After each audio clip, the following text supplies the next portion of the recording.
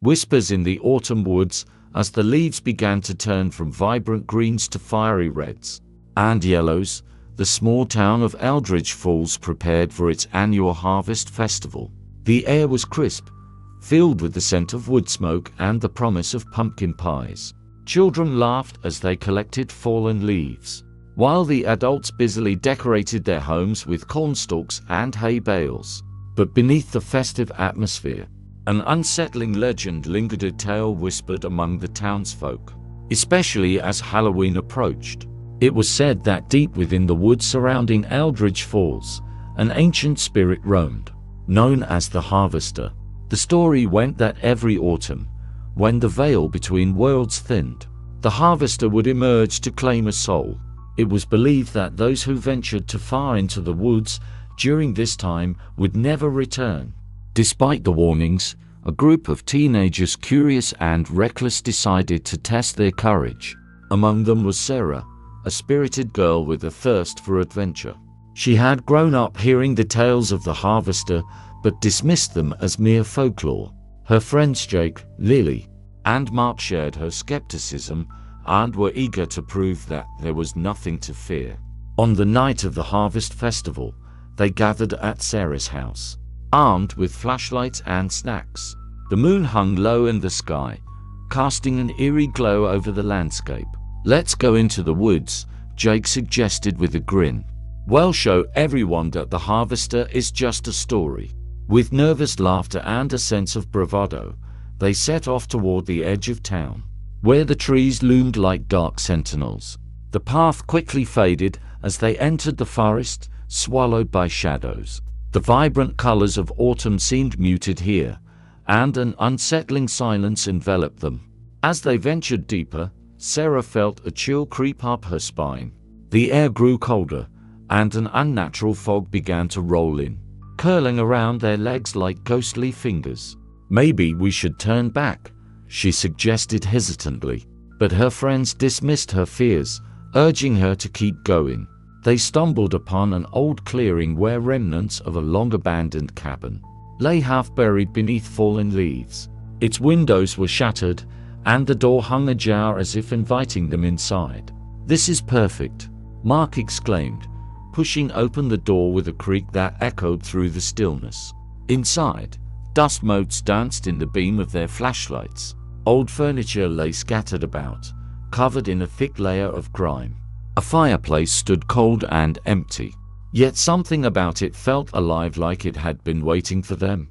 As they explored, Sarah noticed strange symbols carved into the walls, twisted shapes that seemed to pulse with a dark energy. "Guys, we shouldn't be here," she urged again, her voice trembling slightly. But her friends were too caught up in their excitement to listen. They began to tell ghost stories, their laughter echoing off the walls. Suddenly, a gust of wind howled through the cabin, extinguishing their flashlights and plunging them into darkness. Panic set in as they fumbled to turn them back on.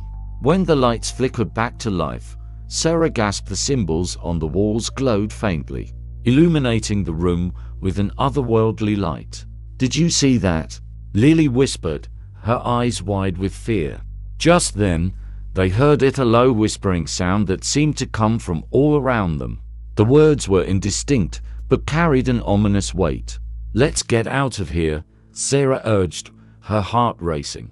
They hurried toward the door, but as they stepped outside, they realized something was wrong. The path they had taken was gone, replaced by thick underbrush and gnarled roots.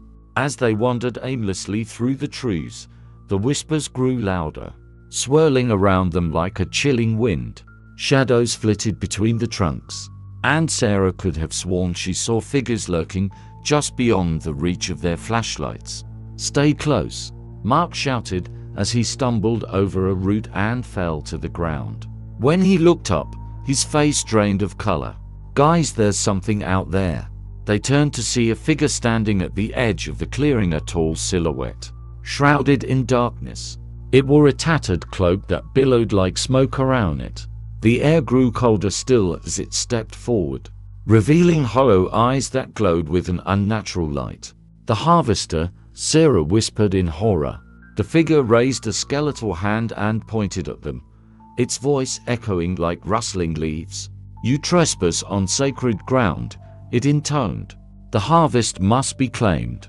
Fear paralyzed them as they backed away slowly. "We didn't mean any harm," Jake pleaded. But it was too late. The spirit moved closer, its presence suffocating.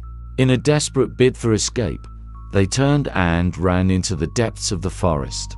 Branches clawed at their clothes as they stumbled through the underbrush. The whispers turned into shrieks, echoing in their ears as if the very forest was alive with fury. "Split up!" Sarah shouted as they reached a fork in the path. Each of them took a different direction, hoping to confuse whatever pursued them. Sarah ran blindly through the trees, her heart pounding in her chest. She could hear footsteps behind her, heavy and relentless, growing closer with every passing second. She dared not look back. She could feel its presence closing in. After what felt like an eternity of running, she burst into another clearing, a small pond surrounded by twisted trees. The water was eerily still, reflecting the moonlight like glass. Desperate for refuge, she crouched behind a large rock at its edge. Breathing heavily, she listened for any signs of pursuit. The whispers had faded into silence, but an unsettling feeling remained, like she was being watched. Suddenly, she heard splashing sounds behind her and turned to see Lily emerging from the shadows. "Sarah," she called breathlessly. "I thought I lost you." Relief washed over her until she noticed Lily's expression. It was one of terror mixed with despair. "The others, I couldn't find them," Lily said shakily. Before Sarah could respond, they both heard it, a low growl emanating from the darkness beyond the clearing. The air thickened with dread as they realized they were not alone. The harvester emerged from the tree line once more, its form more defined now. Its cloak billowed like smoke around it as it glided closer to them. "You cannot escape your fate," it hissed. Panicking, Sarah grabbed Lily's hand and pulled her toward the pond's edge. "We have to jump in," she urged. But before they could move, the figure raised its hand again, and suddenly everything went cold. The water of the pond began to ripple violently, as if disturbed by an unseen force. "Join me in eternal harvest," it commanded as shadows poured from its cloak like tendrils reaching toward them. In that moment of sheer terror, Sarah felt something shift within her, a surge of defiance ignited by fear for her friends' lives. "No," she shouted at the spirit. "We are not yours to take." With those words, she lunged forward and plunged into the pond's icy depths alongside Lily. The water enveloped them completely as darkness closed in around them. As they sank deeper into the abyss, Sarah felt an overwhelming sense of calm wash over her, and understanding that this was not just an escape, but a fight against fate itself. They swam downward until they hit something solid, a hidden passage beneath the pond. Together, they pushed against whatever force sought to pull them back up toward the surface, and swam through the narrow tunnel until they burst out into another clearing, far away from where they had entered.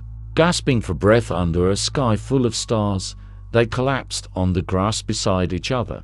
The night was quiet now. No whispers or growls remained, just a profound stillness that felt both eerie and peaceful. "We made it," Lily whispered in disbelief. But before Sarah could reply, she felt a chill run down her spine, the unmistakable sensation of being watched once again. They turned slowly to see shadows gathering at the edge of the clearing, the figures of their friends, emerging from behind trees. "Jake, Mark," Sarah called out hesitantly. But as their friends stepped into view, she realized something was terribly wrong. Their eyes were vacant, their expressions frozen in fear. Behind them loomed the harvester once more, triumphant as it beckoned with its skeletal hand. "You cannot escape what is owed," it intoned softly as tendrils of darkness wrapped around Jake and Mark. "No," Sarah screamed as she reached out for them.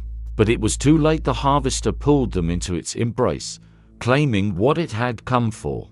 Lily grabbed Sarah's arm tightly as they stumbled back away from the horror unfolding before them. "We have to go now," she cried.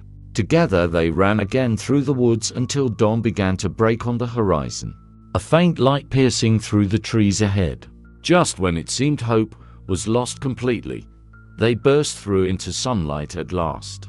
They found themselves back at Eldridge Falls safe, but forever changed by their encounter with darkness.